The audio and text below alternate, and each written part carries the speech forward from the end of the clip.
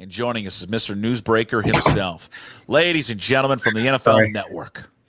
I'm all disheveled. This is actually a nice shirt. It just looks like a, You look like you're in college. Ladies and gentlemen, it's Mike Garafolo, brought to you by Hartley and Hartley Insurance, your trusted family-owned insurance experts in the Puget Sound area since 1978. Honesty, fairness, integrity. Contact Jamie Hartley, 253-565-8700. Not playing golf yet because it's raining.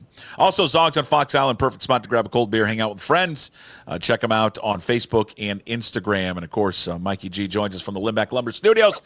Well, it's been a busy week, sir. We're almost there. Well, let's go back to last week. Yeah. And I want to get right into, because we talked about DK. You said, hey, listen, I think it's going to happen. It's going to happen fast. It did. And then as we were talking about DK, I asked you about Geno Smith, and you said, well, I think there's several teams have called on him, and I know one for sure. I'm going to assume that one is the Raiders, and then he ends up just getting dealt. How did that happen? Why did Geno Smith ultimately get traded? Because we talked about this repeatedly, didn't we? About can you ever? It's the Super Bowl banner test, right? Yeah, remember? Yeah, you do it to me all the time. Sure. Could you ever look up at the Super Bowl at the banners that they have in the stadium and see Geno Smith? I was actually thinking about that this year. We were in the media center and they had Mahomes and either Saquon or Jalen, but they had him up in this huge banner. Because I was thinking to myself, what do they do with these? Like, do they just throw these banners? Like, how do you throw that banner out after you're done? Do they recycle it? Right. And I was thinking about that, there's so many of these things that they make up for the Super Bowl and they're done in a week. And I was thinking about that. I was like, I tell Puck all the time, here's the test right here. You're at the Super Bowl. You look up. Can you see that guy up there? I don't think the answer was ever yes, but he wasn't a bad option in the meantime, right? Like, he was a good option. And if he had asked, or if he had acquiesced to a contract around what they were offering, which is what Sam Darnold eventually got, I believe he'd still be the quarterback of the Seahawks, right? So it just came to a point where they're like, we don't see him as a $45 million a year guy. As a matter of fact, I'm surprised Geno hasn't gotten his deal yet from the Raiders. I thought that was supposed to happen pretty quickly, and maybe it still will in the coming days. We'll see.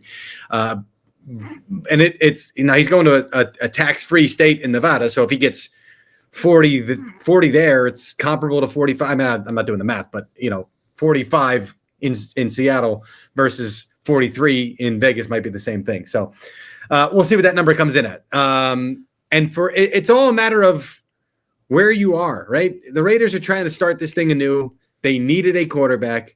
I am covering multiple teams right now that if they miss out on Aaron Rodgers, who was not a good quarterback last year, if they miss out on Aaron Rodgers, they're going to be in severe trouble. So for the Raiders, it's like somebody else's, I don't say trash, but, it's their treasure. They needed something. And in the end, the Seahawks wind up getting a guy who, and I've explained it this way. Let's say the production is equal. Sam Darnold and Geno Smith. You're paying the same amount of money. You also got yourself a third-round pick as well. And in your mind, you might even have a better quarterback, right? Like, you might. So you might have a better quarterback for cheaper, plus a third-round pick. That's why the deal was made. And they obviously don't make – I'm going to make an assumption here. They don't make that trade for Geno if they don't have a good idea they're getting Sam Darnold. Oh, correct? No. Yes. No, I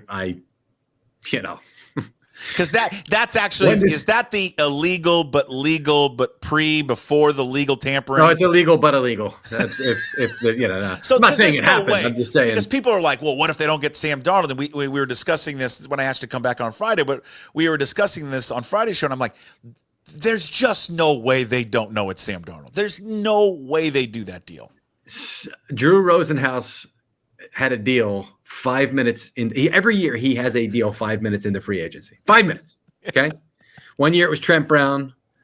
I forget who it was last year. This year it was Hassan Reddick. And the reason he does it is because, remember this Hassan Reddick guy that couldn't get a deal last year? I just got him 12 up to 14 with the Tampa Bay Buccaneers. And the agent doesn't get in trouble. There's nothing that the NFLPA would do nothing to an agent who was tampering. It's the team that would get in trouble. But every year, Drew's got a deal done 5 minutes into free agency that he wants to highlight and put out there because he knows everybody else is going to be scared. And there's never any repercussions, ever. So there are talks with every team, with every player that happened before that legal negotiating window. I don't say tampering because tampering is technically illegal. Yeah. So legal negotiating period. These deals are done quickly. I've had multiple agents tell me, I'm going to wait till about 2:00 to put this out there so it doesn't look like we had it done yesterday. But yeah, so everybody does it. I don't think it's a major issue because everybody's doing it anyway. The real tampering stuff is when it happens, weeks in advance, or like the Brady thing with the boat. But anyway, back to your original question. Yes, however they did it, the Seahawks were clear that they were going to wind up getting Sam Darnold, and that's a place that he wanted to be. The deal got done. There was, what was the other one that suddenly opened up? What am I missing? There was something that opened up, and I was like, oh boy, could this potentially fall apart on the Seahawks? And Seattle was where he was. Lawrence? Like a deal that you didn't think was going to happen? No. There was something that happened publicly, and I was like, oh boy, that just opened up. Did somebody get cut? Did somebody get traded? What happened? Somebody go somewhere else? Lockett being cut? Maybe it was it Fields? It wasn't Fields. Maybe it was Fields going to the Jets, and all of a sudden the Steelers were open, and I knew that was a place. I got you. Maybe that's what it was. Because Well, when Fields Darnold went there, it wasn't done with Darnold yet. Yeah. And I remember thinking to myself, could blow up on him. Yeah. So because I know Darnold liked Pittsburgh, but he really liked Seattle, and the team, the organization, and the offensive coaching staff is a big part of that too.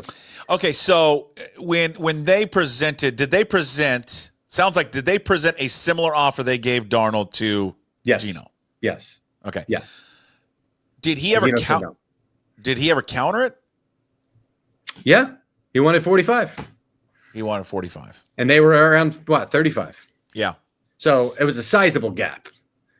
And in the end, could it have been bridged at 40? Probably. He comes down, they go up. But at that point, it's like, well, we could get this for this number, add a third-round pick to the mix. And Darnold's much younger, too. That's the other thing. I didn't throw in there. His age was certainly a factor as well. Do you think he gets that? Is it a foregone conclusion he gets that with the Raiders? I believe that is it a foregone conclusion? In so many words, yeah. There's going to be a new deal, and it's coming up, and it's going to start with a 4, from my understanding. So we'll see. How much how much talk was there? Because now it has since come out, and how much legs was the Max Crosby for both DK and Geno? Yeah. Yep. John Spytek had none of it. Okay, none of it. So it was proposed by someone, and John Spytek, the general manager, was like, "Are you nuts? Not only are we not trading this guy, we're about to extend him," and he did. So credit to him for that. He's a rookie GM, but he's been in a position of power in Tampa Bay for a while. He's been a part of the process with Jason Light down there, and he was not trading Max Crosby. Max Crosby's only 27. I didn't realize that. I thought he was close to 30. He's only 27. So he's got a legitimate 5 to 6 good years left. You don't trade that away. John Schneider couldn't get to him on a plane fast enough. Oh, are you kidding me? God. Oh, my Lord. We're going to trade you Max Crosby for done. Yeah, done. Just anything. Here you go. Yes, please. Yes, please. What you were right last week. You said, hey, I asked you, DK. I like when you tell me that I was right. What was I right about? You're right about a lot of stuff. I'm wrong a lot. No, yeah, but you know what? You throw a lot out there, and then when we celebrate the wins, and we don't talk about the losses, all right? That's what I say to my family, because there's a lot more losses, and we say we celebrate the wins. Let's take the wins. All right. The DK, because you're right, it happened so fast. And you said that. He goes, this is going to happen real fast. Yeah. So that tells me this has been talked about for a while. What happened? I'm still trying to figure out why there's a divorce between the two. I mean, he's Kyle Brandt had a great segment on Good Morning Football this week where he talked about Zach Arzani, the wide receivers coach for the Pittsburgh Steelers, and the fact that he's got DK and George Pickens in the same room now. And he's like, we're going to light candles for this guy right here.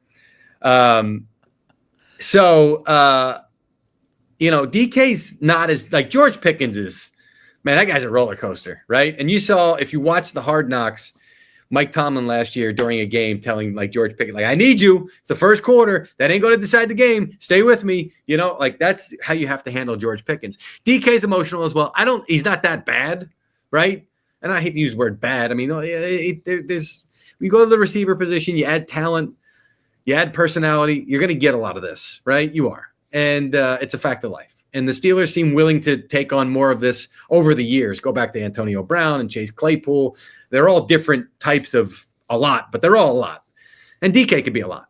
And so this is a lot, though, Mike, behind the scenes. I know we've seen some stuff on the field, but I always chalk that up to, listen, man, these guys are playing the most aggressive, testosterone-filled sport we have. Yeah.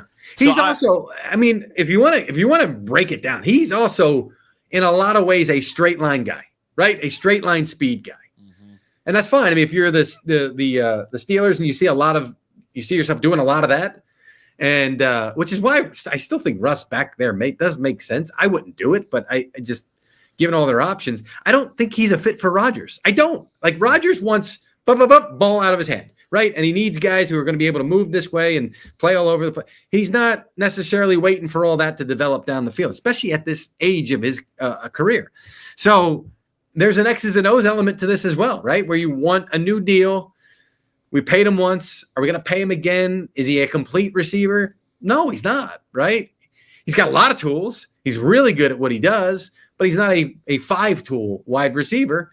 And, they're going to use that money to reallocate elsewhere and perhaps bring in some receivers that are on the market that can do a little bit of everything. What does John Schneider and this organization have, even other resources elsewhere, what do they have against offensive linemen? What is it?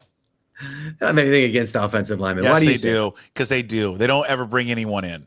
They just drafted a couple. Does Schneider just hate him? Did an offensive lineman beat him up in college? What happened? No, I don't think so. I don't think John's ever been in a real fight. I think he's. I don't know. Which is not a knock on him. I just think in the end, he'll settle it, right? Like a man. Yeah, but I think he's been in something. I don't know. He's been. No, I look. They have an evaluation process. They've missed. They've hit. They've had a little bit of both. Well, they've had a lot more misses on the offensive line than hits. A lot more. I know you've got to leave if Rodgers signs. No, it's not Rodgers. It's not Rodgers. Is it a B-lister that you can say? No, it's an A-lister. Oh, okay. You want me to flip on? Do I have to watch your Twitter feed to see who it is? Yes. That's fine. No. Well, this is hang on. Now I got to chase another one too.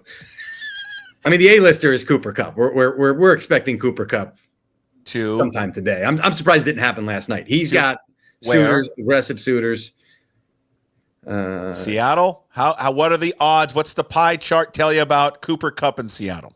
What did I say? You asked me when about Darnold. You asked me what's the pie chart on Darnold. Yeah, and you want me to share that now? 100%, right? You want me to share that?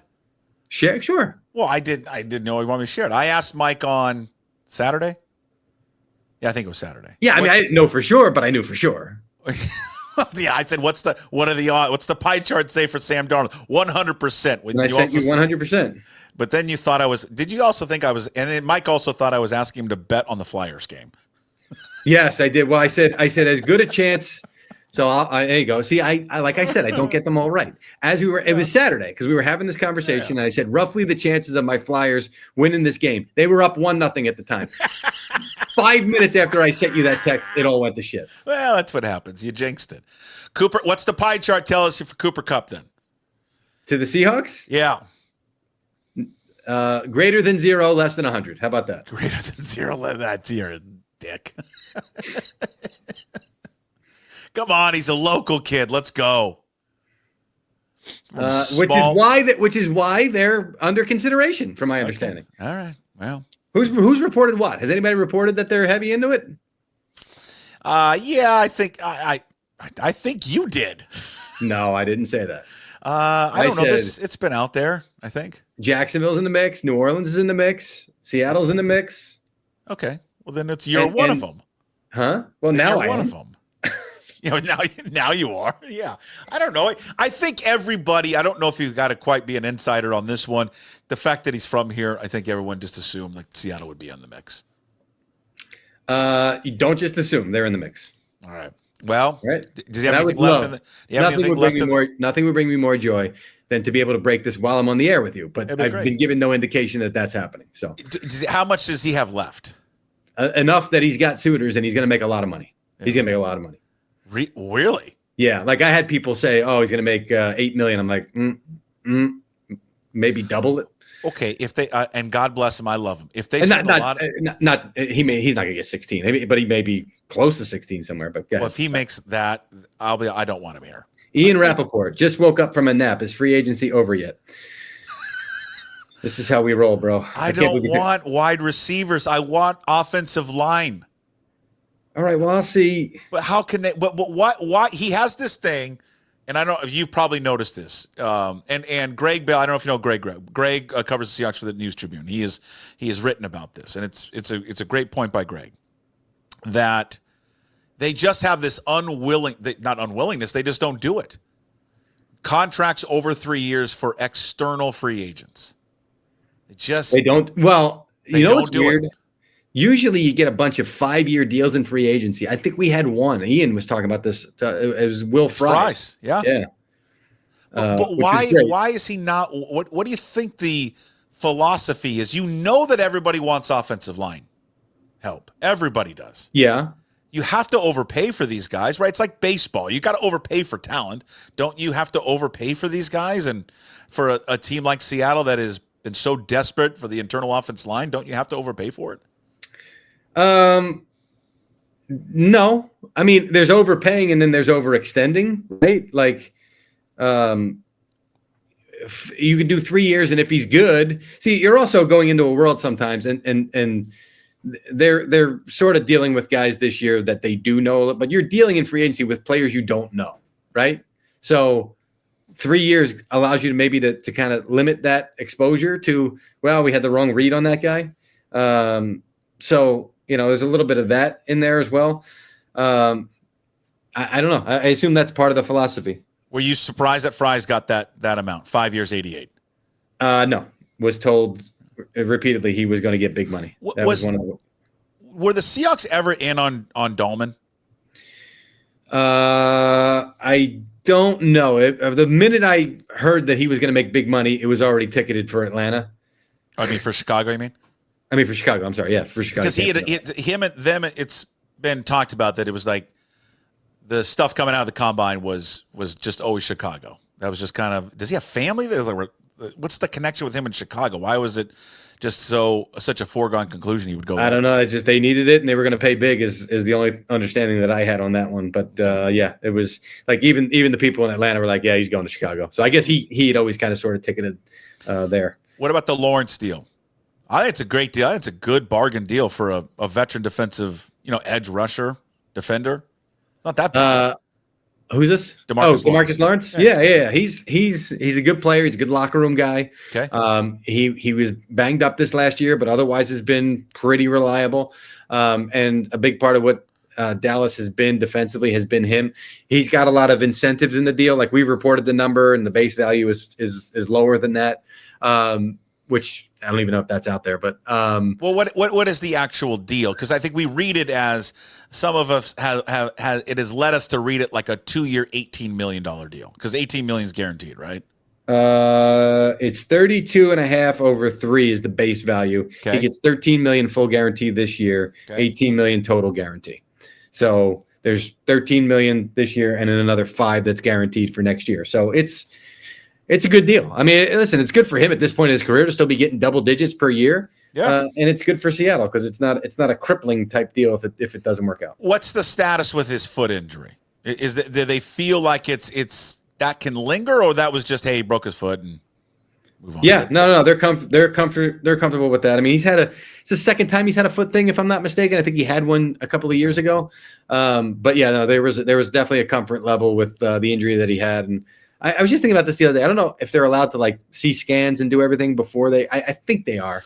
So I believe that was part of it. Hey, how long do you think that they had their eyes on Sam Darnold, the Seahawks? I think it was always sort of like, well, if it goes sideways with Geno, we've got this option to explore. But I think it hit relatively quickly right before they traded him. I would say within the 24 hours of like, yeah, you know what, we're making this decision, we're moving on. Was there anything to? I asked. I taped Michael Sean Dugar, who covers Mike, who covers the Seahawks for the Athletic, and I asked him the same question. I'm going to ask you: is there anything with this, like with Pete being gone, now with Geno being gone, now with DK being gone, anything with this like Pete's guys versus Mike's guys at all? Yeah, there's always that. There's always that, right? And especially when you got such a strong personality. And a strong way of doing things, and you set up a culture the way that Pete did, and then you come in and you do things differently, not good or bad. You just do things differently because you're a different person, and Mike's more understated, right? There's always going to be that. There's always going to be that, and that's why a lot of times, and I don't know how much of this Mike McDonald did now that I think about it. You bring guys that were with you before, right? They did it with Washington, Bobby Wagner going there. Some other guys they brought over from Dallas. That helps you like, hey, here's what he's about. You may not understand. We know because we've been with him before. So sometimes that'll help when you're making that transition between regimes. But there's always that kind of stuff. The second I let you go, that's when you're going to get the Cup news. Oh, is that why you're dragging this out? You want? No, I'm not. I was going to be done. I don't think it's imminent. When I first got the text, I thought it was, but I don't think it's imminent right now. I know you got to go. I've taken up too much of your time. I know you're like, hey, can we squeeze this a little tight? And like, and by the way, and then I just keep talking. Monday, you think he asked me to? I would have loved to. It's just it's okay. Yeah, it is. But I much prefer it to what Major League Baseball reporters have to do, because our stuff is over it's once Rodgers and Wilson drop, we're pretty much done. I mean, there are still some good players out there, but it's not like, so it's over in 4 days for us, which is good, but it's a tough 4 days. And then like my daughter wakes me up at the first night. I'm like, because you don't know when to cut it. You're like, I'm going to go to sleep at 12:30 and something's going to happen at 12:45. And it's happened before. I've had that before. Yeah. And, but you can't stay up all night because you got to do the whole next day. So you got to at some point. So I went to bed at 12:30, 12:45, and she woke us up at 3. And I'm like, not tonight, please. So Tuesday was awful. But then I got a good night's sleep Tuesday, and I feel great today. So today's Thursday, so I'm going to make it. Okay, Rodgers goes where? Where do you think? No idea. Okay. Wilson, Wilson has to wait for him? Yeah. Yeah. Unless he goes to Cleveland, because he's not in play there. Okay. But I would say I would lean 51-49 Steelers right now. Okay. But I saw somebody said that the Giants don't expect to get him. I am getting the opposite impression. They are very to get who? Rodgers? Yeah. The Giants are very confident. Okay. Doesn't mean that it's going to happen, but they feel good about their communication. I'll put it to you that way. Has the pie chart percentage increased Cup to Seattle since 5 minutes ago? No. It hasn't decreased either. Okay. You're the best. Get some sleep. Thank you. See you, There he is. Mike Garafolo, NFL Network.